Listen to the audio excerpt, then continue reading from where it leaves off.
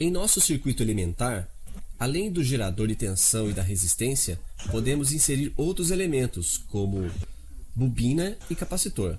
Sem bagunça, por favor. Isso aqui é um curso de alta eletricidade. Então, o que é exatamente um capacitor? Suponha que você tenha duas finas folhas de metal, que você coloque uma em frente à outra e que você ligue dessa forma sobre sua fonte de tensão. Aquela conectada em mais vai perder elétrons, quer dizer que ela vai carregar positivamente. A outra, ao contrário, vai recuperar elétrons, ela vai se carregar negativamente. Isso para ao final de um certo tempo, e dizemos que o capacitor está carregado.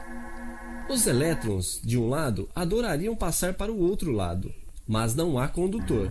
Eles não podem passar. Mesmo assim, para dissuadi-los totalmente, eu coloco entre eles um isolante muito melhor que o ar, e que em termos técnicos chamamos de dielétrico. Um capacitor é, portanto, um sanduíche de dielétrico, entre duas fatias metálicas, frequentemente em rolo, para que ocupe menos espaço. No cotidiano, ele se parece com isso. Mas você diria, onde está o interesse em colocar em um circuito coisas que vão impedir a corrente de passar? Impedir a corrente de passar? É preciso ver isso. Pois quando eu fecho o meu circuito sobre a fonte, o capacitor vai se carregar.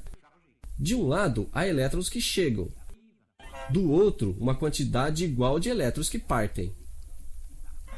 Está certo que os elétrons não passam pelo capacitor, mas eles passam firmes e fortes pelo resto do circuito, o que faz uma corrente elétrica, que por convenção representaremos por uma flecha, no sentido inverso dos elétrons.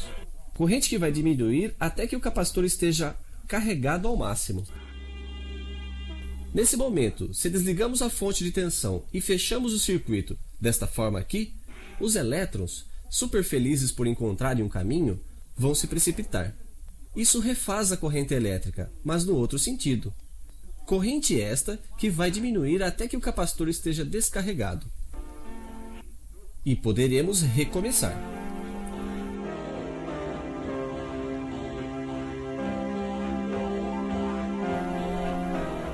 Mas quanto tempo o nosso capacitor leva para se carregar e para se descarregar? Com um relógio não é muito fácil de ver, mas nossas flechas de intensidade foram especialmente elaboradas para desenhar as curvas. Assim, no momento da carga, ela desenhará isso aqui. No momento da descarga, a corrente vai do outro sentido e ela desenhará isso aqui.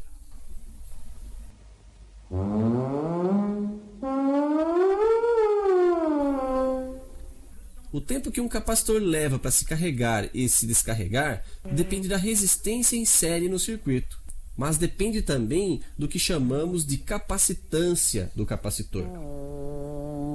É, de um certo modo, a quantidade de elétrons que ele é capaz de armazenar de um lado e de perder do outro. E essa capacidade é proporcional à superfície das duas folhas de metal do meu sanduíche, chamadas de armaduras.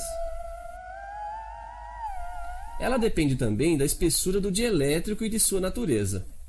Essa capacidade do capacitor se exprime em Faraday, ou microfarad, que vem do nome Michel Faraday, o charmoso rapaz que a domou. Vimos como variar a corrente. Vejamos agora como variar a tensão nos terminais do capacitor.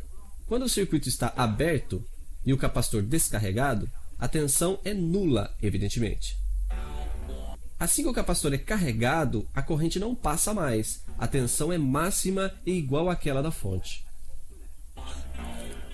Como você pode ver, corrente e tensão não variam de forma alguma ao mesmo tempo. O máximo de corrente intervém sempre antes do máximo de tensão. Nos terminais do capacitor, a corrente máxima está na frente da tensão máxima. Mas falaremos disso depois. Assim, podemos dizer que o capacitor, assim como sua companheira bobina, um pouco de seriedade, por favor.